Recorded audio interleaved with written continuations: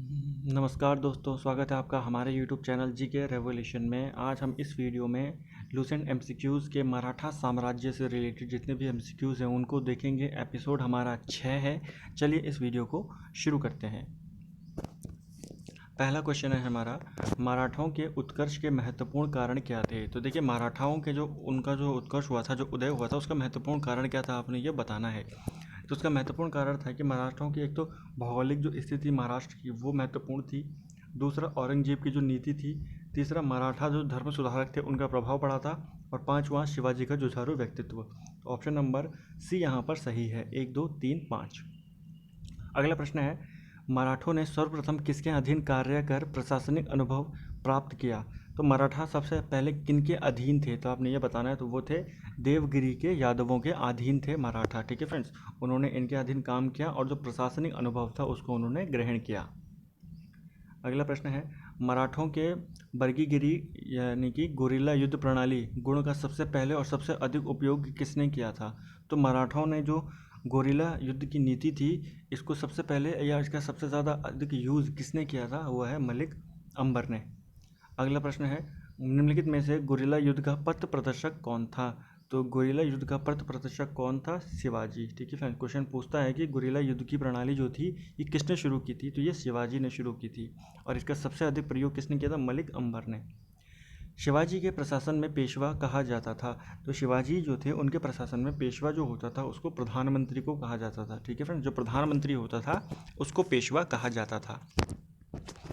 अगला प्रश्न है, चौथ क्या था। क्वेश्चन नंबर 6 है हमारा कि चौथ क्या था। तो चौथ यह था कि पड़ोसी राज्यों पर शिवाजी द्वारा लगाया गया भूमिकर, उसको चौथ कहा जाता था। सातवां प्रश्न है, मराठा राज्य का दूसरा संस्थापक किसे कहा जाता है। तो मराठा राज्य का दूसरा संस्थापक कहा जाता है बालाजी विश्वनाथ को। पहला संस्थापक शिवाजी को कहा जाता है और दूसरा बालाजी विश्वनाथ को। निम्नलिखित यूरोपीय शक्तियों में से किसने शिवाजी को तोपें प्रदान की थी। तो किसने दी थी शिवाजी को तोपें, अंग्रेज़ों ने। ठीक है फ्रेंड्स, अंग्रेज़ों से शिवाजी को तोपें प्रदान हुई थी। अगला है, शिवाजी ने मुगलों को किस संधि के द्वारा किलों को हस्तांतरित किया था। तो शिवाजी ने पुरंदर की संधि के द्वारा किलों को मुगलों को हस्तांतरित कर दिया था। शिवाजी का राज्याभिषेक कहाँ हुआ था। तो यहाँ पर अगला प्रश्न है 10वां, शिवाजी का जो राज्याभिषेक हुआ था वो रायगढ़ में हुआ था। ठीक है फ्रेंड्स, 1674 में। कई बार सन पूछ लेता है। किसके शासनकाल में मराठा प्रमुख संभाजी की हत्या कर दी गई थी। तो संभाजी की जो हत्या की गई थी वो औरंगजेब के काल में की गई थी। शिवाजी के साम्राज्य की राजधानी कहाँ थी। तो शिवाजी की राजधानी कहाँ थी, रायगढ़। पानीपत की तीसरी लड़ाई किसके बीच हुई थी। तो पानीपत की जो तीसरी लड़ाई हुई थी वह पेशवा बाजीराव और अहमद शाह अब्दाली के बीच हुई थी 1761 में। अगला प्रश्न है हमारा, शिवाजी सर्वाधिक प्रभावित हुए थे। तो शिवाजी सबसे ज़्यादा किससे प्रभावित हुए थे, जीजाबाई से, जो कि उनकी माता थी। अष्टप्रधान मंत्री परिषद किसके शासक के शासनकाल में थी। तो अष्टप्रधान जो थी मंत्री परिषद ये शिवाजी के शासनकाल में थी। ठीक है फ्रेंड्स, शिवाजी के राजनीतिक गुरु एवं संरक्षक कौन थे। तो शिवाजी के राजनीतिक गुरु और संरक्षक थे दादाजी कोंडदेव। अगला प्रश्न है हमारा, सुमेलित करनी है सूची। ठीक है फ्रेंड्स, सूची 1 और सूची 2 को। तो इसका option number A right answer है। शहाजी भोसले जो थे वो शिवाजी के पिता थे। जीजाबाई शिवाजी की माता थी। रामदास शिवाजी के आध्यात्मिक गुरु थे और कोंडदेव शिवाजी के राजनीतिक गुरु थे और उनके संरक्षक थे।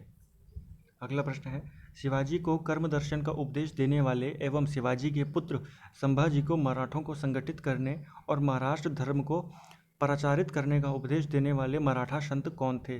तो कौन थे वह थे समर्थ रामदास।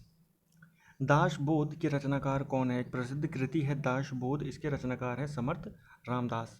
लॉर्ड वेलेस्ली की सहायक संधि को स्वीकार करने वाला पहला मराठा कौन था। तो जिसने ये जो सहायक संधि जिसको स्वीकार किया था वो था पेशवा बाजीराव द्वितीय। सरजामी प्रथा किससे संबंधित है। तो सरजामी प्रथा जो है यह हमारे तालुकदारी प्रथा से संबंधित है। वह कौन सेनानायक था जिसे बीजापुर के सुल्तान ने 1659 में शिवाजी को जिंदा या मुर्दा पकड़ने के लिए भेजा था। तो बीजापुर के सुल्तान ने किसको भेजा था, आपने यह बताना है। ऑप्शन नंबर बी यहाँ पर सही है हमारा, अफजल खान। ठीक है फ्रेंड, अफजल खान को भेजा था। एक क्वेश्चन में करेक्ट है, यहाँ पर तालुकदारी प्रथा नहीं होगी, यहाँ पर मराठा भूराजस्व व्यवस्था थी। जो सरजामी थी वो एक मराठा भूराजस्व व्यवस्था थी। 23वां प्रश्न है हमारा, शिवाजी मुगलों की कैद से भागने के समय कौन से नगर में कैद थे? तो शिवाजी जब मुगलों की कैद से भागे थे तो वो किस जगह कैद थे, आपने यह बताना है। तो वो आगरा में कैद थे। ग्वालियर राज्य की स्थापना किसने की थी? तो ग्वालियर राज्य की स्थापना की थी जेवाजीराव सिंधिया ने। ठीक है फ्रेंड्स। अगला प्रश्न है हमारा, एक इतिहासकार ने पानीपत की तीसरी लड़ाई को स्वयं देखा था, वह कौन था? तो कौन सा इतिहासकार था जिसने देखा था? काशीराज पंडित। अगला प्रश्न है हमारा, शिवाजी द्वारा दुर्गों पर किए गए अधिकार का सही क्रम कौन सा है? तो सही क्रम है हमारा ऑप्शन नंबर ए, पहले सबसे पहले सिंहगढ़, फिर कोंडाना, तोरण, पुरंदर और फिर रायगढ़। अगला प्रश्न है, यहाँ पर घटना और उनके होने वाले वर्षों को यहाँ पर सुमेलित करना है। यहाँ पर हमारा देखो, बीजापुर के सरदार अफजल खान की हत्या कब की गई थी? 1659 में। दक्कन के मुगल सूबेदार शाइस्ता खान पर पूना में हमला हुआ था 1663 में। सूरत को पहली बार लूटा गया 1664 में और दूसरी बार लूटा गया 1670 में। शिवाजी का जन्म कहाँ हुआ था? मोस्ट इंपॉर्टेंट क्वेश्चन है, शिवाजी का जन्म हुआ था सिवनेर के दुर्ग में, option number A. Shivaji Aurangzeb के आगरा दरबार में कब उपस्थित हुए थे? तो शिवाजी 1666 में औरंगजेब के दरबार में उपस्थित किए गए थे या हुए थे। संभाजी के बाद मराठा शासन को निम्नलिखित में से किसने सरल और कारगर बनाया? तो संभाजी के बाद मराठा साम्राज्य को सरल और कारगर बनाया बालाजी विश्वनाथ ने। शिवाजी के अष्टप्रधान का जो सदस्य विदेशी मामलों की देखरेख करता था उसे क्या कहते थे? तो जो विदेशी मामलों की देखरेख करता था उसको सुमंत कहा जाता था। शिवाजी को राजा की उपाधि किसने प्रदान की थी? तो शिवाजी को राजा की उपाधि जो थी वो औरंगजेब ने ही दी थी। शिवाजी ने कब छत्रपति की उपाधि धारण कर अपना राज्याभिषेक कराया था? तो मैंने आपको ये क्वेश्चन का आंसर पहले भी बताया, जून 1674 में उन्होंने अपना राज्याभिषेक कराया था। काशी के कृष्ण प्रसिद्ध विद्वान ने शिवाजी का राज्याभिषेक किया था? तो विश्वेश्वर जी गंगा भट्ट ने शिवाजी का राज्याभिषेक किया था। अपने राज्याभिषेक के उपलक्ष्य में शिवाजी ने क्या नहीं किया? तो उन्होंने क्या नहीं किया आपने यह बताना है। तो उन्होंने सभी प्रकार के कर हटा लिए, ये उन्होंने नहीं किया था। ठीक है फ्रेंड्स। शिवाजी का अंतिम सैन्य अभियान कौन सा था? तो शिवाजी का अंतिम सैन्य अभियान था कर्नाटक अभियान। शिवाजी को पहाड़ी चूहा व साहसी डाकू की संज्ञा किसने दी थी? तो ये और संज्ञा भी उन्हें औरंगजेब ने ही दी थी। अगला प्रश्न है, शिवाजी के समय में अष्टप्रधान कहा जाता था, तो अष्टप्रधान किनको कहते थे? शिवाजी के टाइम पर जो 8 मंत्रियों की एक परिषद होती थी उसको अष्टप्रधान कहते थे। अगला प्रश्न है हमारा, सूची सम्मिलित यहाँ पर करनी है अष्टप्रधान के सदस्य और उनके अर्थों को। ठीक है फ्रेंड्स। तो जो अमात्य होता था वो राजस्व मंत्री होता था, जो वाक्यान्वीस होता था वो गृह मंत्री, सुमंत या दवीर वो विदेश मंत्री। देखिए विदेश मंत्री ना सुमंत, अभी हमने ऊपर वाले क्वेश्चन में पढ़ा था कि जो बाहर देशों से संपर्क करता था, जो विदेशों से, उसको हम क्या कहते थे? सुमंत। तो सुमंत हो गया विदेश मंत्री। जो सचिव हो गया वो शाही पत्र विभाग का प्रधान। सुर ए नौबत का अर्थ क्या था? तो सुर ए नौबत का अर्थ था सेनापति। शिवाजी की भू राजस्व व्यवस्था के संदर्भ में क्या सत्य है?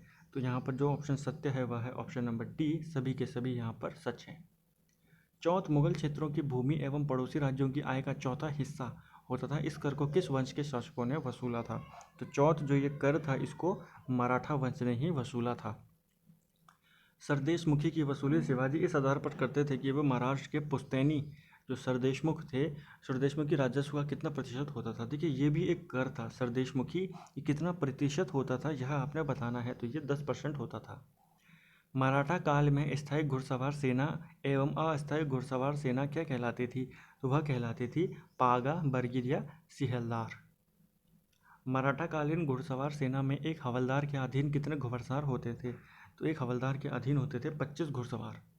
मराठा कालीन पैदल सेना में एक नायक के अधीन कितने पैदल सैनिक होते थे? तो कितने पैदल सैनिक होते थे? 9 होते थे। ठीक है फ्रेंड्स, एक नायक के अधीन। शिवाजी ने मजबूत नौसेना का गठन किया, शिवाजी का सर्वप्रथम नौसैनिक बेड़ा कहाँ स्थापित हुआ? तो शिवाजी का सबसे पहला हुआ था कोलाबा में। किसने प्रतिनिधि पद का सृजन किया जो पदक्रम में पेशवा से भी ऊपर था?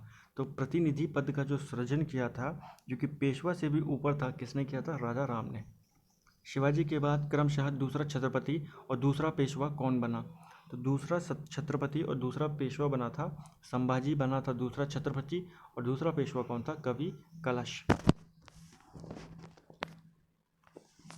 अगला प्रश्न है हमारा छत्रपति और उनके शासनकाल को यहाँ पर सम्मिलित करना है। छम्बाजी का जो कार्यकाल था वो 1780 से 1789 था। राजा राम बने फिर 89 से 1700 तक, फिर ताराबाई, फिर शाहू प्रथम। ठीक है फ्रेंड्स, 1708 से 1749 तक। किस मराठा शासक के शासनकाल को पेशवाओं के शासनकाल के नाम से जाना जाता है? तो किसके काल को माना जाता है? ये शाहू के। मराठा मंडल या मराठा राज्य संघ की स्थापना किस पेशवा के समय हुई थी? तो जो मराठा मंडल थी इसकी स्थापना हुई थी बालाजी विश्वनाथ के टाइम पर। अगला प्रश्न है, मुगलों एवं मराठों के बीच हुई 1719 की संधि को रिचर्ड टेम्पल ने मराठा साम्राज्य का मैग्ना कार्टा कहा है। यह संधि बालाजी विश्वनाथ एवं सैयद बंधुओं के ने किस नाम पर की थी? तो किस नाम पर यह संधि हुई थी? मराठा छत्रपति शाहू और मुगल बादशाह रफीउद रजाद के नाम पर। मराठा साम्राज्य की सबसे बहादुर महिला कौन थी? तो मराठा साम्राज्य की सबसे बहादुर महिला थी ताराबाई।